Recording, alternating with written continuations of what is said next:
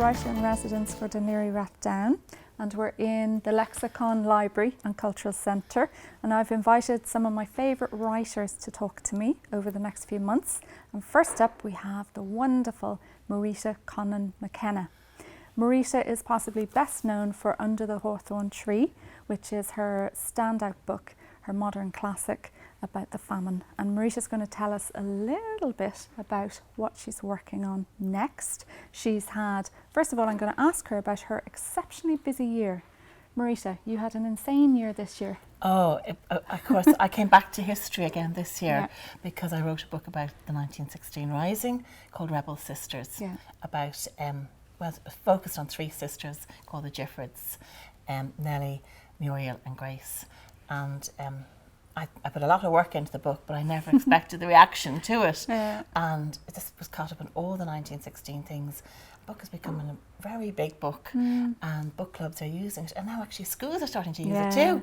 Perfect for, I think, for kind of older teens. Kind of what, 15, 16? Loads of things are happening with it. It's just very exciting. Lots of exciting things are happening with the book, which is great. So, but I've been all over the place, and I actually even went to Hong Kong and Macau for the 1916 celebrations as well, and I was involved in the 1916 celebrations here in Dublin. So it was brilliant.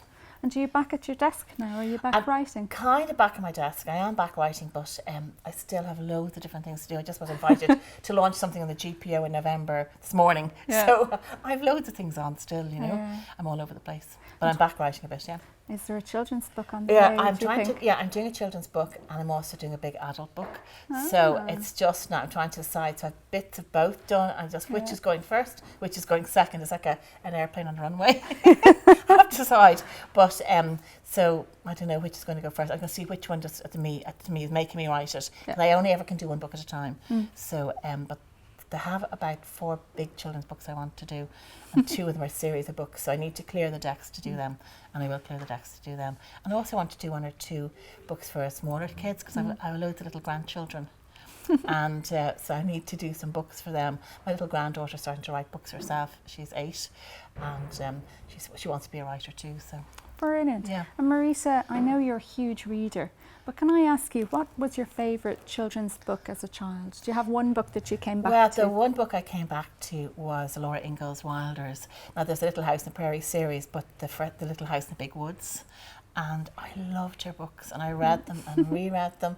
I didn't understand them all because they were set in America, in the prairies and in the woods, and different parts of America when they're pioneers. And but I just loved those stories. I loved the way she wrote. She's was a beautiful writer, and they're of course absolute American classics. But I remember reading them and falling in love with the family and Laura and her spirit, and how the ordinary things of her life, the wind, the cold, the gales, the storms, the hurricanes, the crops dying, the attacked by insects, the bears in the woods, all that, and trying to survive.